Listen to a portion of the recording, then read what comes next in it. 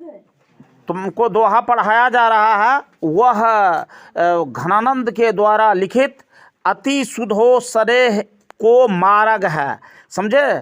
ऊ नाम का दोहा तुमको पढ़ाया जा रहा है। अब देखिए, सबसे पहले कवि परिचय के रूप में घनानंद के बारे में जान लीजिए। घनानंद एक और सब जो कवि को पढ़े हैं और तुमको बारंबार यह बताया जा चुका है, जो हिंदी साहित्य में अपने भाव को व्यक्त करने की दो विधा होती है, गद्य और पद। तो ये पद भाग में जिन बातों को स्पष्ट किया है, अपने हृदय के विकार को निकाला है, अपने प्रेम की भावना का एहसास कराया है लोगों के बीच में, वह सो अपने आप में खास प्रकार की है, एक विशेषता रखने वाली है और अन्य सारे कवियों के दृष्टिकोण से बिल्कुल अलग है। अब देखिए, रीतिकालीन काव्य में घनानंद रीति मुक्त काव्य धारा के सिरमौर कवि कहे जाते हैं और यह जो थे, यह कवि के रूप में सो एक प्रेम पूर्ण बातों को सो बड़ी ही उत्कृष्ट प्रकार से स्नेह, भावना, तत्परता और हृदय के एक उद्गार के रूप में अभिव्यक्त किया है। यहाँ देखोगे, जो 1689 ईस्वी में इनका जन्म हुआ और 1739 ईस्वी में यह नादिर शाह के सैनिक के द्वारा मारे गए। ये तत्कालीन मुगल बादशाह मोहम्मद शाह के यहाँ रहते थे और मीर मुंशी के रूप में काम करते थे। वे अच्छे गायक और श्रेष्ठ कवि थे, ऐसा भी माना जाता है। ऐसा कोई बहुत लिखित प्रमाण नहीं मिलता है, लेकिन ऐसा अनुमान है जो सुजान नामक एक नर्तकी से इसको बेपनाह प्यार था। वो जो है सो उस समय में के जो राजा होते थे, उनके यहाँ सो बहुत सारे गायक गायिका, नाचने वाली, ये सब रहा करते थे। तो विराग होने पर वे वृंदावन चले गए। कारण यह है, जो इनका एक तरफा प्यार था, शायद लगता है जो वह सुजान इस बात को नहीं जानती थी, लेकिन उसके हृदय में इन्होंने इसको बसा लिया था। अब धर्म की बात नहीं है, स्नेह और प्यार पर यह नहीं देखा जाता है जो किस धर्म किस जाति का है। तो 1789 ईस्वी में जब नादिर शाह ने दिल्ली पर आक्रमण किया था, तब उनके सिपाहियों ने सो मंथरावन और वृंदा पर भी अधिकार कर लिया। नादिर शाह का जो मीर मुंशी था या घनानंद, इसको एक महत्वपूर्ण व्यक्ति उन्होंने जान लिया और इसको पकड़ा और इनसे जर जर जर 3 बार कहा। जर का अर्थ होता है सोना, समझे। माने सोना कहाँ है वह दिखाओ, सोना कहाँ है वह दो। राजा का उस समय में सबसे बड़ी संपत्ति सोना ही हुआ करती थी। तो वह कहा था, जो ये स्थिति यह है, जो यह एक साहित्यकार थे, उन्होंने 3 मुट्ठी मिट्टी लेकर के उनको दे दिया और कहा रज रज रज, धूल धूल धूल। यानी कहने का मतलब है, जो यहाँ का जो सोना है सो यहाँ की मिट्टी है, भारत की मिट्टी भारत की सोना है। और सोना कहीं रखा हुआ नहीं है, सोना छिटा हुआ है, सोना सब जगह बिखरा हुआ है और मिट्टी ही यहाँ की सोना है। इस पर क्रुद्ध होकर के सिपाही ने उनका वध कर दिया। तो ये घनानंद जो है सो आपको प्रेम के पीर कवि कहे जाते हैं। और घनानंद की भाषा परिष्कृत और शुद्ध ब्रज भाषा में लिखते थे। यह अभी जो तुम पढ़ रहे हो यह आपको सवैया है और यह जो है सो घनाश्री के लिए अत्यंत प्रसिद्ध रहा है। और इनके घनानंद के प्रमुख कृति में सो सुजान सागर और विरह लीला, इसके बाद आपको रस केली बल्ली, ये तीनों पढ़ोगे, क्योंकि यह ऑब्जेक्टिव में भी पूछता है, इस बारे में जान लो। तो यह जो आपको ये जिसको दोहा को हम स्पष्ट करने के लिए जा रहे हैं, यह आपको रीत काल की शास्त्रीय युग के से उन्मुक्त प्रेम के स्वच्छंद पथ पर चलने वाले महान प्रेमी और कवि घनानंद के 2 सवैये में प्रस्तुत किया गया है। और यह आपको उनकी रचनावली घन आनंद के लिए है। और प्रथम पद में कवि प्रेम के सीधे सरल और निश्चल मार्ग की सो प्रस्तावना की है। वहीं द्वितीय छंद में मेघ को सो साधन मान करके अपने विरह वेदना को और अपने हृदय के पीड़ा को अत्यंत कलात्मक ढंग से अभिव्यक्त किया है। और घनानंद इन छंदों के द्वारा आपको भाषा की अभिव्यक्ति कौशलतापूर्वक करके सो यह बता दिया है जो हिंदी साहित्य पर उनकी कितनी अधिकार है। और दूसरा जो सवैया है, इसमें दो सवैये हैं, दूसरे सवैया में अपने हृदय में जो उनको पीड़ा है वह जा करके प्रेम का सुजान के यहाँ बरसने के लिए मेघ से वह निवेदन कर रहा है। वह कह रहा है जो तुम निश्चित है मेघ, तुम जो है सो सागर के पानी जो वाष्प के रूप में परिणत होता है उसको आप संचित करके और इस धरातल पर जितने भी जीव जंतु है उसको सुख प्रदान करने के लिए वर्षा करते हैं। आपका शरीर ही कल्याण के लिए है और लोगों का सब दिन कल्याण करते आए हैं, कम से कम हमारा भी कल्याण कीजिए। हमारा जो प्रेम का सुजान है, मैं उनको उससे बेपनाह प्रेम करता हूं, लेकिन उनको इस बात का एहसास नहीं है मेरे ज़िंदगी में एक ही वह सुजान है, दूसरा कोई नहीं है। और प्रेमी का दिल जो होता है वह देने के लिए होता है, लेने के लिए नहीं होता है। इनको इस चीज़ की एहसास करा दीजिए। मेरे आँख की जो आंसू है, मेरे हृदय में जो पीड़ा है उसको मेरे आँख के आंसू को जल के रूप में आप परिवर्तित करके उनके आंगन में जाकर के वर्षा कीजिए, ताकि इतना वर्षा हो कि उनका ये वह भींग जाए और उनको यह एहसास हो सके जो कवि का इतना स्नेह मेरे ऊपर है और वह जो है सो हमारा जीवन संगिनी हमको बनाना चाहता है और कहीं किसी से उसका किसी भी प्रकार का परिणय संबंध या दूसरी जगह वह अपना शादी निकाह जो है सो नहीं करना चाहता है, सिर्फ मेरे लिए है और मैं ही उनके लिए उनके दिल में बस चुकी हूँ और दोनों मिलकर के एक हो चुका हूँ। उनके दृष्टि में इन चीज़ों की एहसास निश्चित तौर से घनानंद के पास जाकर के कर दीजिए, ताकि वह हमारे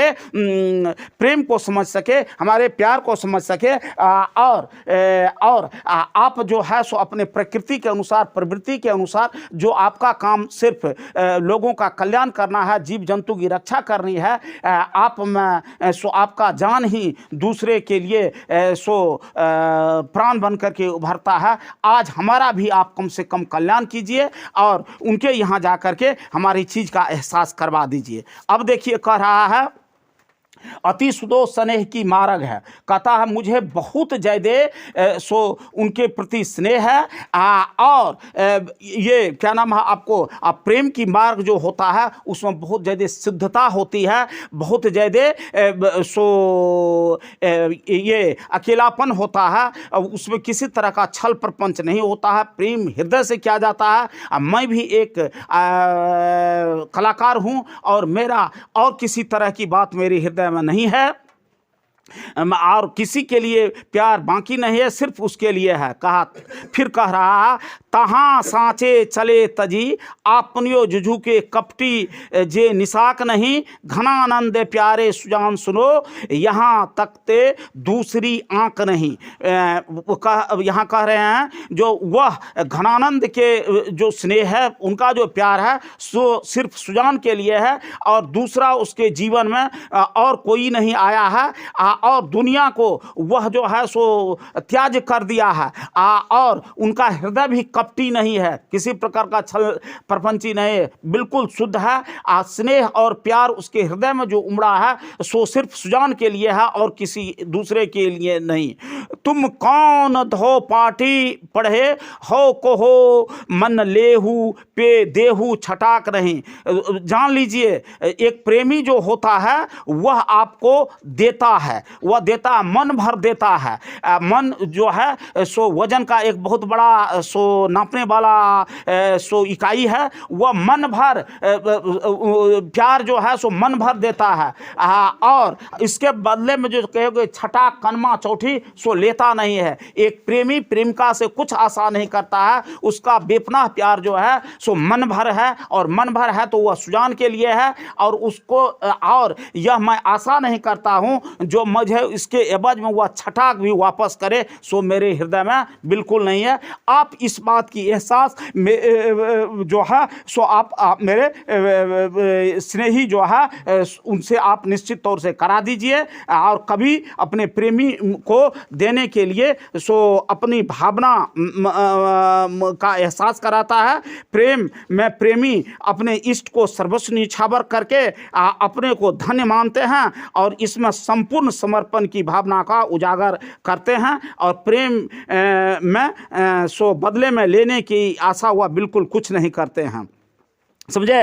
अब देखो फिर कह रहा है दूसरे में, मो असुबानी ले बरसो। और अब यह दूसरा जो सवैया है उसमें अपनी भावना का इजहार कराते हुए हमारे जो लेखक हैं, हमारे जो कवि हैं, वह आपको सो आकाश को कहता है, मेघ को कहता है। तुम देखा होगा जो ये हमारे कालिदास जो संस्कृत साहित्य के थे, वह भी मेघदूत में मेघ को दूत बना करके भेजा है। यहाँ आपको वही मेघदूत का काम अपने प्रेमिका के लिए किसको करा रहा है? मेघ को करा रहा है। कौन करा रहा है? हाँ, घनानंद करा रहा है। और कौन उसमें? कालिदास मेघ को ही संवादवाहक बना करके भेजना चाहता है। कवि की कलात्मक, कवि की पुकार, कवि की कल्पना, और कवि किसको कौन सा रूप दे दे और अपने भावना का इजहार करा दे, एहसास करा दे, लोगों के बीच अपने हृदय के बात को रख दे, यह किसी की बस की बात नहीं है। मैं बार बार कह चुका हूँ, जहाँ नहीं पहुँचे कवि रवि, वहाँ पहुँचे कवि। कवि की पहुँच वहाँ हो जाता जहां सूर्य की प्रकाश में नहीं पहुंचता है। वह जो है उसी तरह की बात घनानंद भी जिस तरह से आपको कालिदास ने मेघ को सो बना दिया था दूत, उस तरह की बात करते हैं। कहते हैं जो आप सो एक कल्याणकारी चीज़ हैं, आप सो जा कर के सो बरसिए और मेरे प्रेम का इजहार, मेरे हृदय की वेदना और पीड़ा को उन तक पहुंचाइए। कहता है, पर का जही देह को धारी फिरो, पर जन्य जथारथ है दर्शो।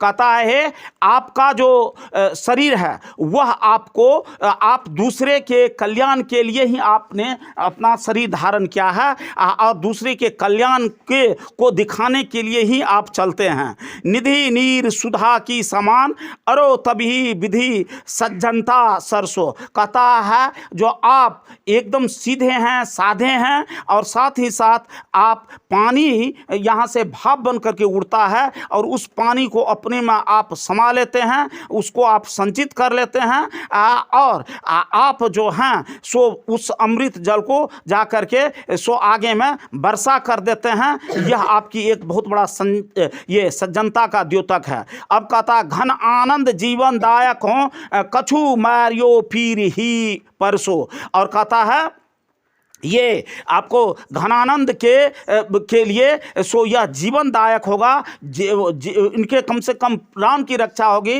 हृदय के लिए सो आप सो करेंगे और अपना पीड़ा को उनके ये प्रेमिका जो है उसके तक पहुंचा देंगे। कब हु बा विशासी सुजान के आंगन मो असुरबानी ले बरसो। कह रहा है और आप धारण कीजिए शरीर और मेरे अश्रु को उनके आंगन में इस तरह से वर्षा कीजिए ताकि वो भीग जाए और वह इस बात को समझ ले यह वर्षा जो है सो हमारे किसी प्रेमी का है और उन्होंने इस तरह से हमारे लिए प्रेम की वर्षा किए हैं। उसके दिल में अगर कोई है तो सिर्फ मैं ही हूँ, उनको कम से कम इस बात का एहसास हो जाए, समझे। तो इस तरह से जिस तरह से कालिदास सो मेघदूत में अपने बात का स्पष्टीकरण किए थे, उसी तरह का स्पष्टीकरण ये क्या नाम है घनानंद अपने कविता के द्वारा करते हैं। और एक उत्कृष्ट प्रकार के कवि के रूप में सो उन्होंने अपने ईमानदारी, अपने तत्परता का परिचय पहले ही दे चुका है। तुम देख चुका है, उसको कहा सोना सोना सोना, यह मिट्टी 3 मुट्ठी ले लिया, कहा यही है यहाँ का सोना। यहाँ उसके मिट्टी से कितना प्रेम हो उसको उन्होंने इस दोहा के द्वारा उसको स्पष्टीकरण किया है। तो अब देखो, पहला क्वेश्चन है मन लेहू पे देहू छठाक नहीं। इसका मतलब यह है जो मन जो होता है जब नापने की, मन माने ये दिल नहीं, यहाँ मन जो है सो किसी चीज की मापने का द्योतक कहता है। 1 मन धान, 4 मन धान, 5 मन धान है ना, वह एक बहुत बड़ा उसका इकाई होता है, यूनिट होता है। और तुमको माप तौल का एक बहुत बड़ा वजन को मापने वाला सो इकाई होता है सो मन। और छटाक जो होता है वह बहुत छोटा का सूचक होता है। कभी कहते हैं प्रेमी में सो देने की भावना होती है, लेने की नहीं। प्रेम में प्रेमी अपने इष्ट को सर्वस्व निछावर कर देता है और उसी में अपने जीवन को धन्य समझता है। और वह यह जो चाहेगा जो प्रेम के बदले में उन्हें कुछ मिले, वह बिल्कुल ऐसी भावना नहीं है जिस प्रकार की भावना सो यहाँ घनानंद को सुजान के प्रति है। अब फिर दूसरा प्रश्न जो है सो देखो, कहता है परहित के लिए ही देह कौन धारण करता है। अब देखिए यहाँ जो है सो दूसरे परहित माना होता है दूसरे के हित के लिए, दूसरे के रक्षा के लिए, दूसरे को कल्याण देने के लिए। परहित के लिए देह धारण करता कौन? बादल। बादल में जल होता है और जल की वर्षा वह करके धरातल पर सो मानव और वृक्ष दोनों का कल्याण करता है, प्राणियों में सुख चैन स्थापित करता है। और वर्षा उसके लिए सो यहाँ कवि के लिए विरह की आंसू है। और बादल शरीर धारण करके सागर के जल को अमृत बना करके दूसरे के लिए एक एक बूंद समर्पित कर देता है। और इसी में एक बादल का सो महत्ता भी होती है। और यहाँ भी सो कवि जो हैं सो अपने अश्रु को भेजना चाहता है प्रेम का प्रियसी तक और उसको एकदम भिगो देना चाहता है। वह उसके निकट अपना अश्रु पहुँचा करके प्रेम के आस्था में जो इनकी सच्चा है और उनके लिए है उन बातों को इन्होंने बताया है। लेकिन एक लाइन में अगर कह दोगे जो परहित के लिए देह धारण बादल करता है, बादल के जल वर्षा से सभी प्राणी सो सुख और चैन पाते हैं, तो यह भी इस प्रश्न का उत्तर हो गया।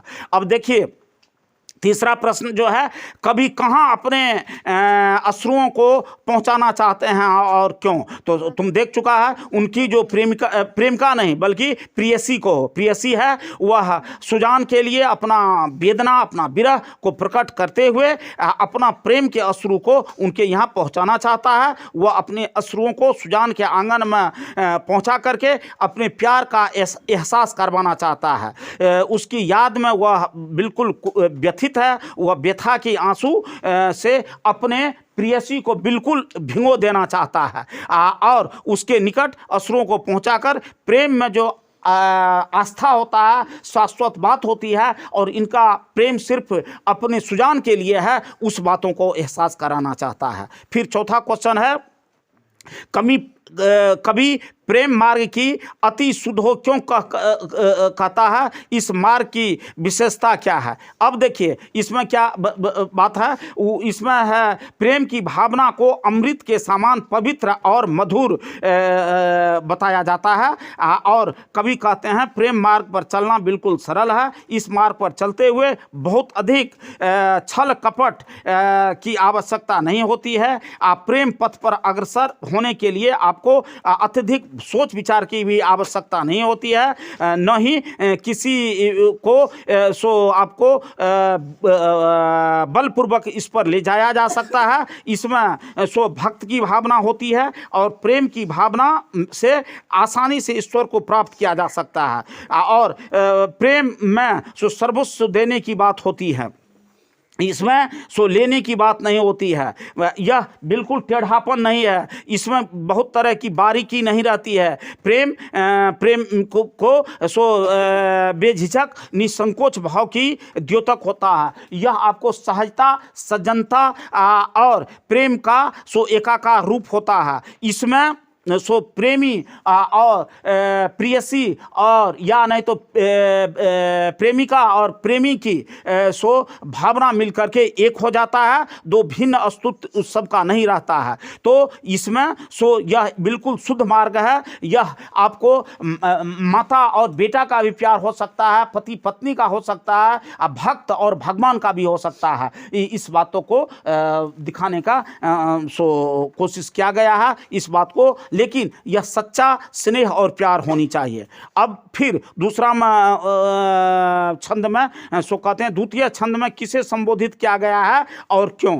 तो इसमें मेघ को सो संबोधित किया गया है, जो विरह भावना को या विरह चेतना को लेकर के जाने के लिए घनानंद कहता है। मेघ का वर्णन किया गया है क्योंकि वह जो है सो जीता है सो दूसरे के कल्याण के लिए। विरह वेदना में अश्रुधारा प्रभावित करने के लिए जीवन एक बहुत उत्कृष्ट प्रकार का जीवंत यहाँ प्रस्तुत किया गया है। प्रेमी अपने प्रेमश्रियों को सो पहुँचाना चाहते हैं और बादल की जो है सो उसमें उदारता रहती है, वह परोपकार के लिए अमृत जल की वर्षा करते हैं। प्रेमी के हृदय रूपी सागर में प्रेम रूपी अथाह पानी है, जल है, जिसे वह इष्ट के निकट पहुंचा करने की सो आवश्यकता महसूस करता है। बादल को कहा जा रहा है कि तुम ही परोपकारी हो। जिस प्रकार सागर के जल को अपने माध्यम से जीवनदायी जल बना करके और वर्षा कर देते हो,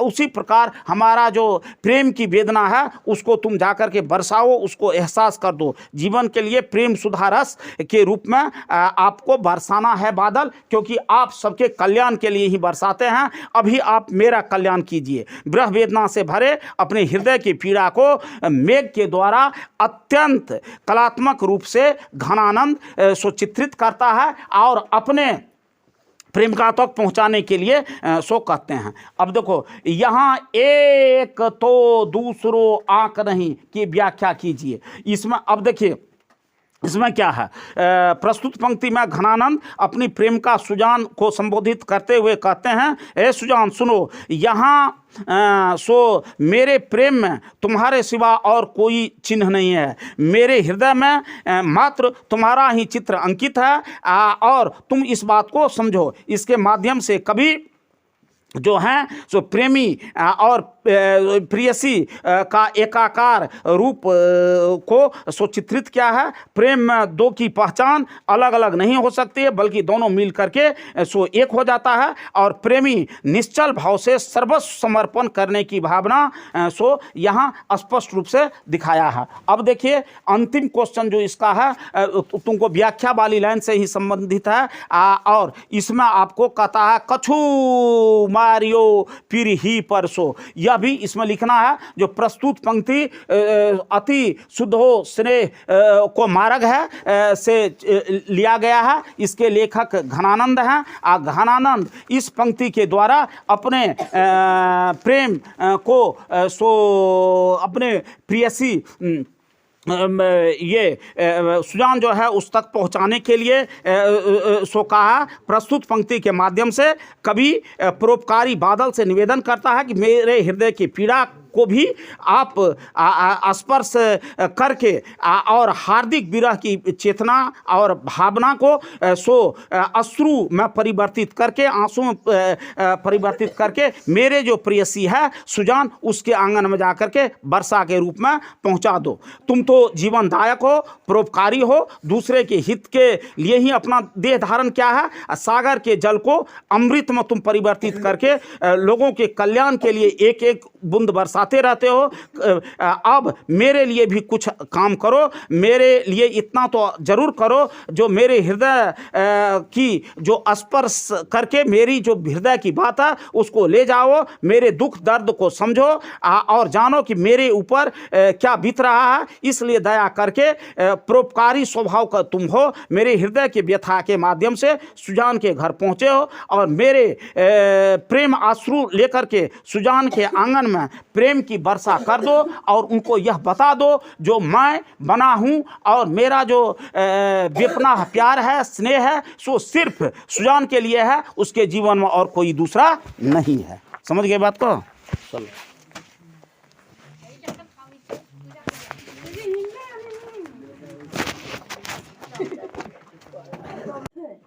तुमको